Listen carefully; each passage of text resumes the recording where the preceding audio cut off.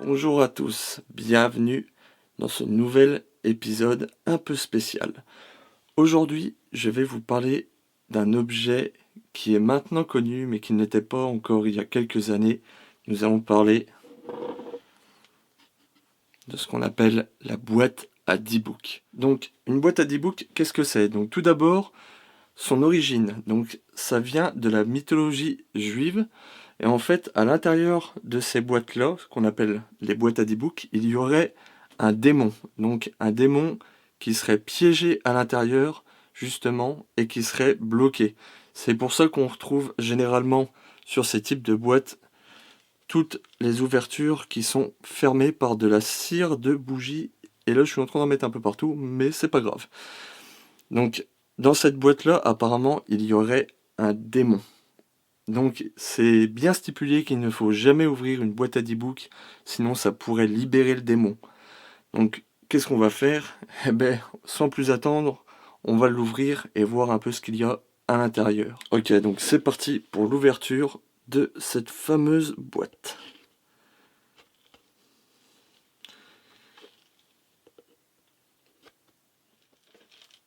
Ah, j'ai vraiment du mal. Faut vraiment gratter la cire.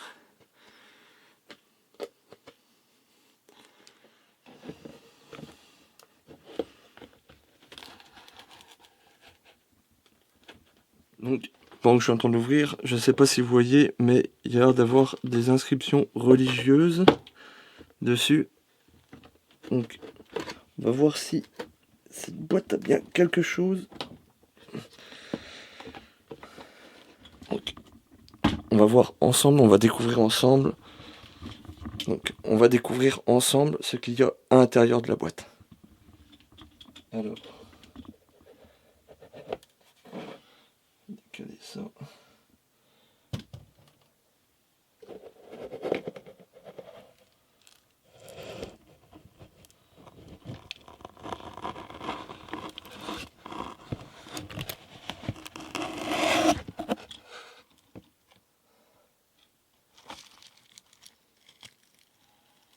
Une espèce de petit bouquet.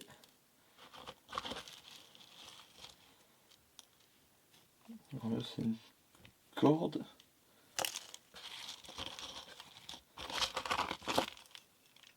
Une espèce de bougie. Il y a d'avoir du sel aussi dedans. Donc il y a du sel. Je sais pas trop, des épines. Des épines de sapin on dirait. Donc il y a un sachet. Ouais, il y a un truc dedans. Et donc il y a un sachet. Je sais pas ce qu'on va trouver dedans. Merde de ouvrir ce truc là.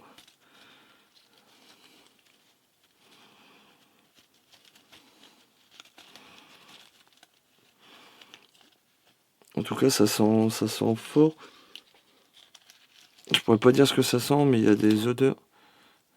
Alors je sais pas trop ce que c'est. Alors il y a un papier dessus.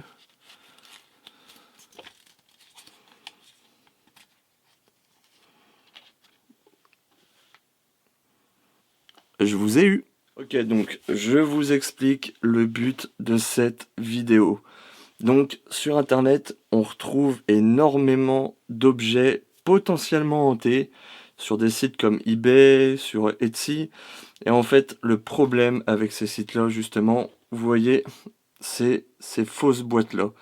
Donc il y a un seul cas qui est, on va dire, est entre guillemets vrai de boîte à 10 books et qui est maintenant dans le musée de Zak Bagans, mais ça je vais en parler juste après. Et il y a plein de fausses boîtes justement à 10 books comme celle-ci. Donc celle-ci, son origine n'est pas inconnue, du moins pas pour moi, car c'est ni plus ni moins moi qui l'ai fait moi-même.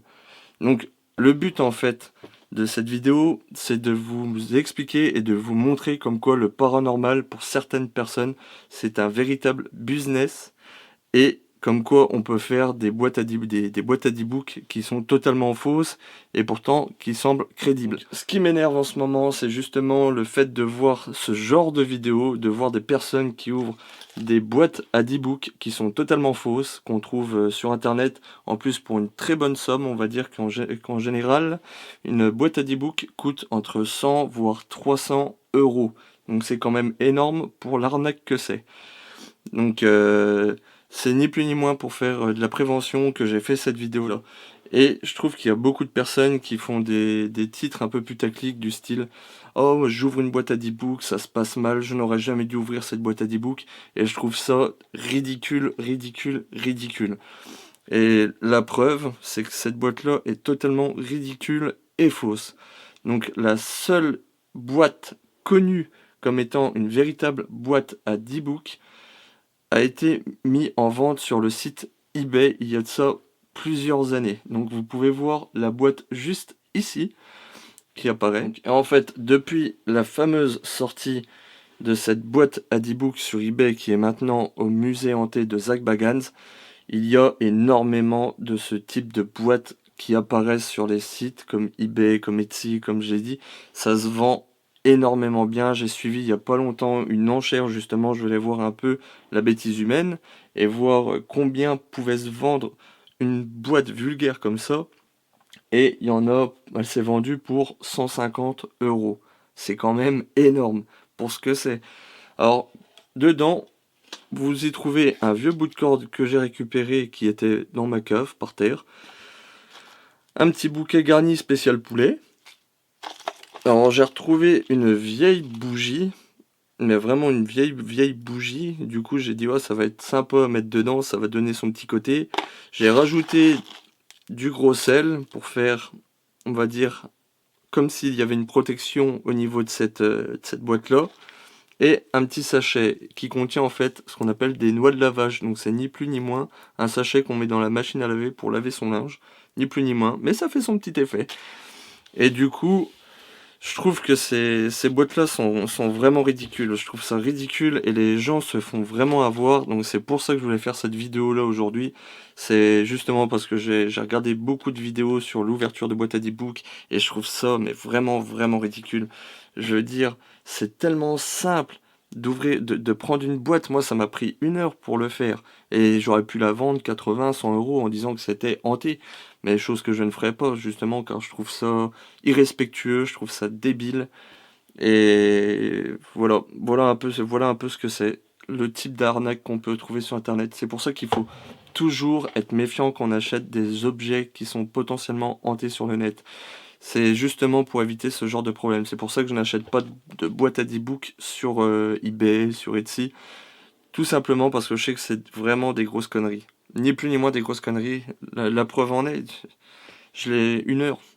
1 heure, donc ça pourrait être rentable.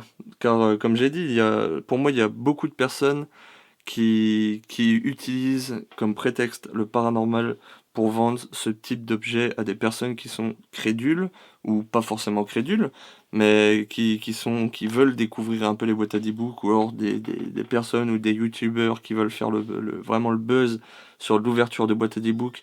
Mais qu'est-ce que vous avez à risquer? Rien du tout. Rien du tout, parce que on va dire sur 100 boîtes à e-book, il y en a peut-être une ou deux qui sont vraies. Et tout le reste, c'est du flan, comme cette boîte-là. Il n'y a rien du tout de paranormal là-dedans. Et je voulais justement vous le prouver. Je voulais vous le prouver. Alors, j'ai bien aimé parce que j'ai mis quand même il y a quelques jours une petite photo du coup sur l'onglet communauté de YouTube. Et ce qui m'a fait rire, c'est que des personnes m'ont dit oh là là, c'est intriguant, ça a l'air intéressant, mais flippant, c'est stressant de voir ça. Ou alors un message du style tu comptes vraiment l'ouvrir? Bah ouais, je compte l'ouvrir vu que c'est moi qui l'ai faite. Et voilà, juste en mettant une image, en rajoutant des bougies, tout bêtement. Suffit de prendre des bougies comme ça, d'en mettre un peu autour de la boîte et mettre un filtre ou deux pour donner une ambiance vraiment flippante, alors qu'il n'y a rien du tout de flippant là-dedans. C'est juste une vieille boîte à cigares que j'ai remodifiée. Et sur les signes religieux qu'on peut voir juste ici, j'ai ni plus ni moins utilisé la médaille de Saint-Benoît que vous voyez ici, qui, quant à elle, est une vraie protection contre les entités négatives.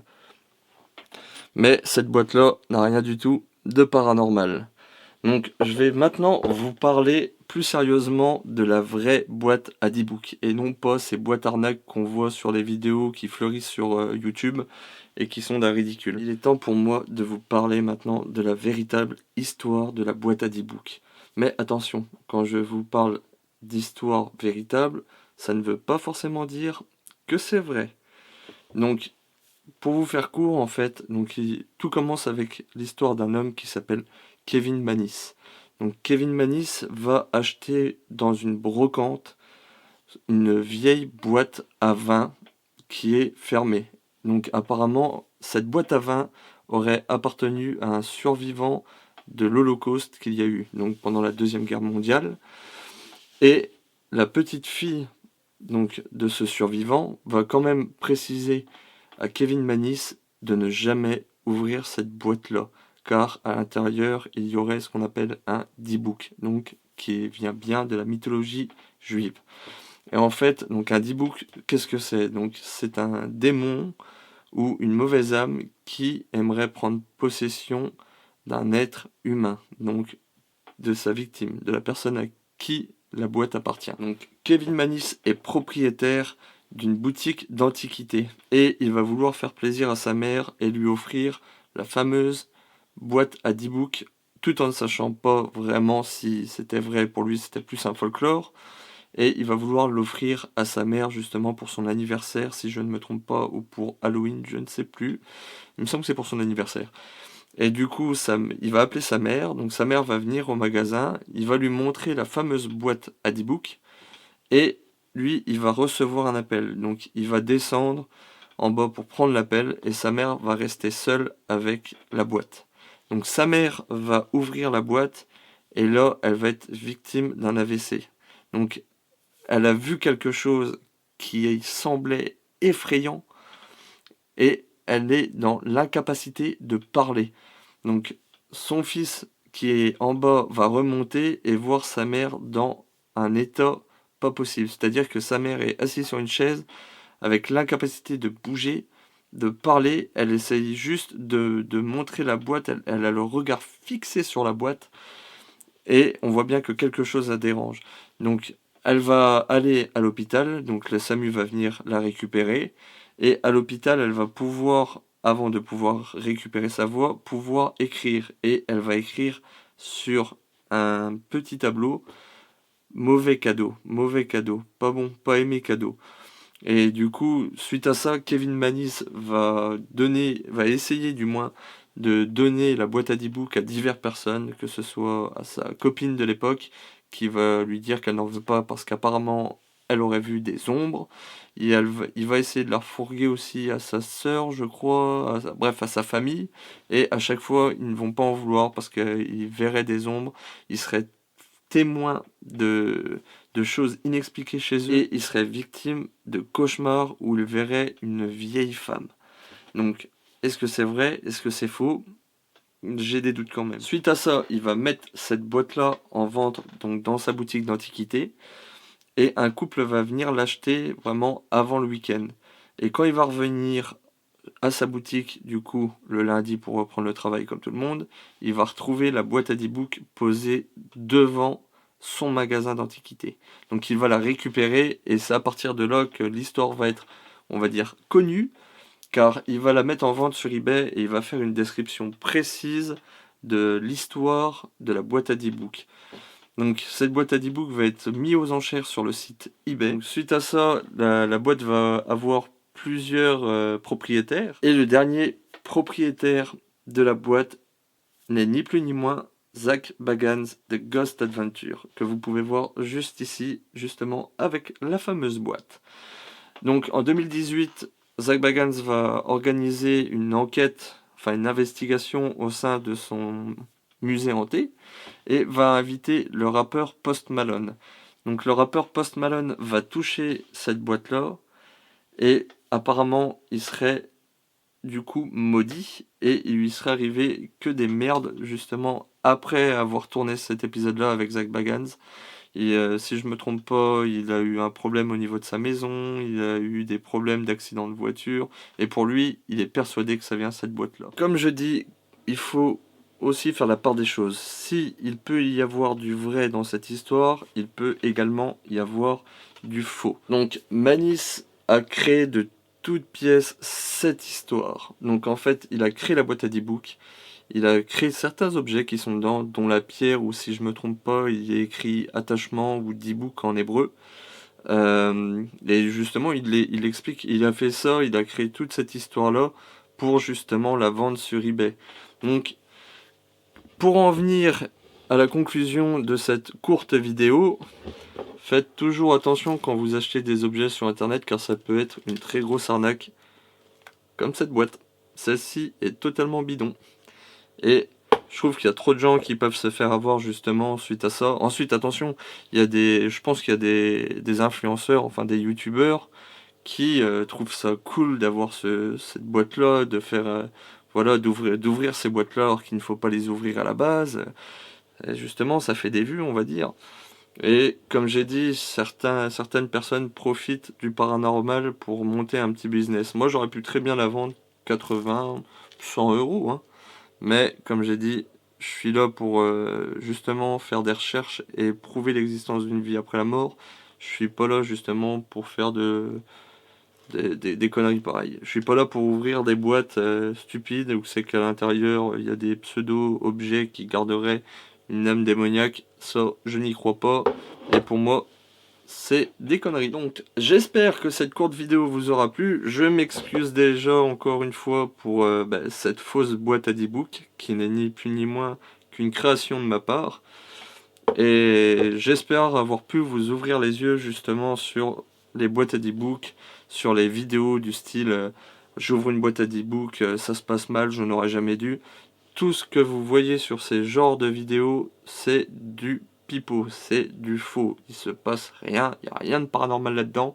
C'est juste des personnes qui veulent se faire un peu d'argent en créant des fausses boîtes. Et du coup, ne croyez jamais qu'il y a vraiment une boîte à D-Book qu'on peut acheter sur internet où il y aurait véritablement un démon ou une mauvaise âme ou quelque chose comme ça. Et il en va de même pour tout ce qui est poupée, pour tout ce qui est, on va dire, objet hanté, collier, machin et tout ça. Faites attention à vous quand vous achetez ce genre d'objet sur internet. Ça peut être soit une arnaque, soit ça peut être quelque chose de véridique. Car attention, comme je dis, hein, il y a des choses qui sont fausses, mais il y a des choses qui sont vraies. Par exemple, Judith, pour moi, c'est une certitude. Je pense qu'il y a bien une âme à l'intérieur. Quant au Tragedy Andy, par contre, ça, j'en suis pas sûr du tout, hein. Pour moi, je pense que c'est une poupée qui va finir vraiment dans ma collection dédiée au monde de l'horreur.